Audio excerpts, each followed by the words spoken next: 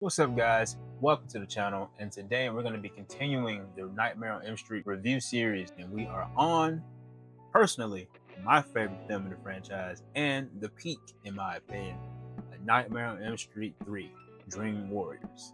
This movie is great. I love this movie. Also, before we start, if you missed the previous two videos I've done on the first two films in the franchise, Nightmare 1 and Nightmare 2, Freddy's Revenge, check those out for me. And like, comment, and subscribe on those to help the channel grow and continue to go upward. But yeah, let's get into it. As far as what I like about Dream Warriors, what can I say that hasn't already been said about this movie?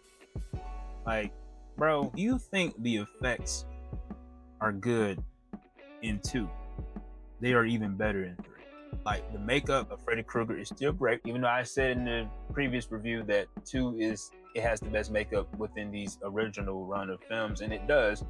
The makeup is pretty good here too. You have the characters, the Dream Warriors themselves. You can remember them by something that they do or say or how they look. You know, it's like something, you can take away something from each of these characters.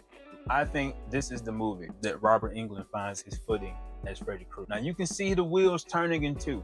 When he's playing Freddy in that movie, you can see the wheels turning. He's still trying to figure things out. But in this movie, he makes this character his own. He makes Freddy Krueger his bitch.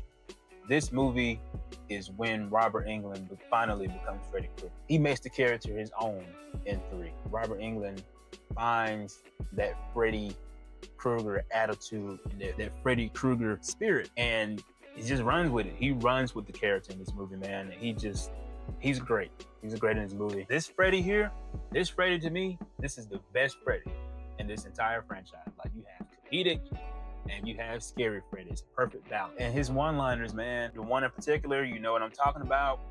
He has the character of Jennifer. He smashed the TV, little arms pop out the TV, picks her up, and he just brings her up, and he's like, "This is it, Jennifer. Your big break in TV. Welcome to prime time, bitch." That line wasn't even scripted.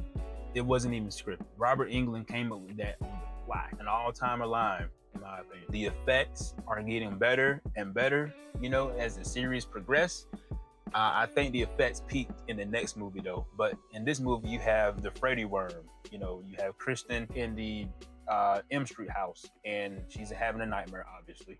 And the Freddy worms, it just grabs her, jumps out of the floorboards and picks her up and brings her down, and she's getting eaten alive, and she calls Nancy into the dream. And also, by the way, I just mentioned her name, Heather Langenkamp is back as Nancy Thompson. Nancy Thompson returns after an absence from the second film. Her and her father return. Don Thompson, of course, played by the late, great John Saxon. They both return, and they're the grizzled veterans of the franchise, even though this is the third film. But yeah, both returns, welcome return. Nancy Thompson, she's back, and in that scene, she sees Freddy for the first time since the events of the first M Street movie. He's like, you know, she's like, oh my God. And they both run out of there, and she's like, Kristen, get us out of this dream. Get us out, pull us out. And you know, that scene there, man, you know, you have that effect, Freddy worm, you have Philip's death. First of all, he appears as this stop motion puppet, right? Great effect. Great effect. You know, Philip, part of his character is that he loves to carve little puppets and things like that. And he hangs them up in his room, and during the nightmare sequence, Freddy becomes one of those puppets, becomes full-grown Freddy, and you know, he uses Philip's tendons from his arms and legs and uses him as a puppet. And that scene too, memorable, iconic. You know, Philip sleepwalking. At least Kincaid thinks that Philip is sleepwalking. Also, Kincaid. How can we forget about Kincaid? Great character. It's a shame that he dies in the next one, but yeah, great for what he is. You have the Tara kill. Tara is in her nightmare, and she has her look. You know, she's very beautiful, beautiful woman. Mohawk, punk rock look, switch blades, ready to kick some ass, right? And she runs into Freddy, bumps into him. He's like, welcome home, Tara. Look familiar? She's like, let's dance, asshole. And they fight each other for a little bit, and Freddy's like, hold up now, why should you and I fight? Let's have a good time. And then his hands changes Like both of them change into like syringes, and then her arms start to open up. Like that effect too. Like I said, the effects get better. The effects get better and better and better. I think the Dream Warriors aspect to this film is also great. You know, having this idea of, okay, so all of these characters have some kind of dream power. You know, they're the Dream Warriors. They have this ability to fight Freddy in their dreams. Some of them work, some of them don't. Like Will's power, he's a wizard.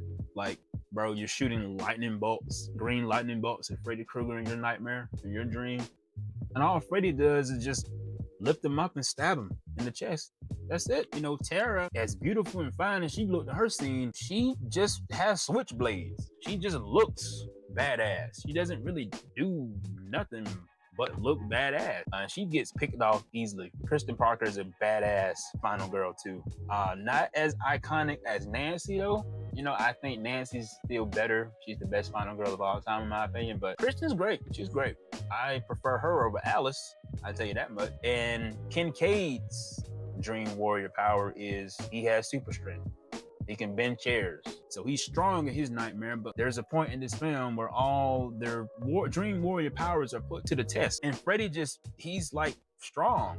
He's strong. And Nancy even says in the movie, he's strong. He's never been this strong before. Freddy's like, yes, I'm strong because the souls of the children give me strength. You know, so Dream Warrior powers are cool, but Freddy's still strong. Freddy Krueger is still Freddy Krueger. I also dig the Catholic storyline involving Freddy Krueger's mom, Amanda Krueger.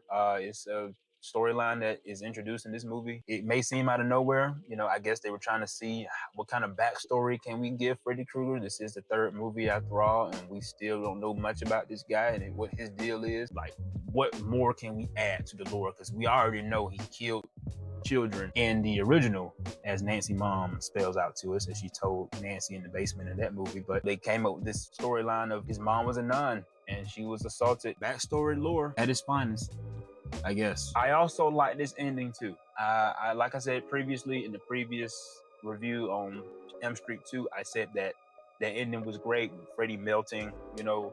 I dig this one too. You know, the idea of Freddy's remains have to be buried for his spirit to lay to rest is a pretty good ending to the film. You know, you have Don Thompson, Nancy Thompson's father, and Dr. Gordon going into the junkyard to retrieve the remains that the parents of Springwood hid when they killed Freddy Krueger. The way Freddy moves around too is also great. He just got done fighting the teenagers in the nightmare. He feels that his physical remains are being tampered with in the real world. So he leaves the nightmare world, dream world, and comes back into reality.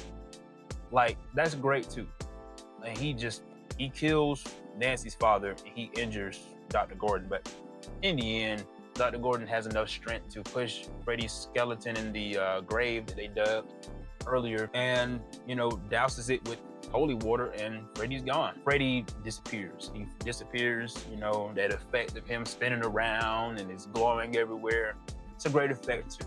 I like it. This is after, of course, we lose the best final girl of all time. After Freddy has killed Don Thompson, his spirit is in the dream world and Nancy sees it. And she's like, you know, Dad, why are you here? And he's like, I've crossed over, sweetie. You know, and they hug and embrace, and then it's a nice moment. And then you notice this is all too nice. And that's when the glove enters Nancy's stomach and Freddy kills Nancy. Freddy kills her in this movie. They kill her off. They killed Nancy Thompson off in this film. Similar to my thoughts on the original Nightmare on Elm Street, this one I don't have any negatives on. I have a couple of nitpicks. Even though the Elm Street house does appear throughout the film, you know, in the nightmare sequences and things like that, I feel like the movie spends a little too much time in the mental health and the psychiatric ward with the teenagers. I think that kind of takes away from the Elm Street charm to it. But you got to have something different. You know, Weston Hills is not a bad place to be. And it returns in Freddy vs. Jason anyway. So, and the other thing would be that the Catholic storyline is, even though I said I like it, even though I said I like that storyline of, you know, implementing religion and Freddy's mom, you know, her being a nun into this story, it does feel out of nowhere. It does feel like they needed something new.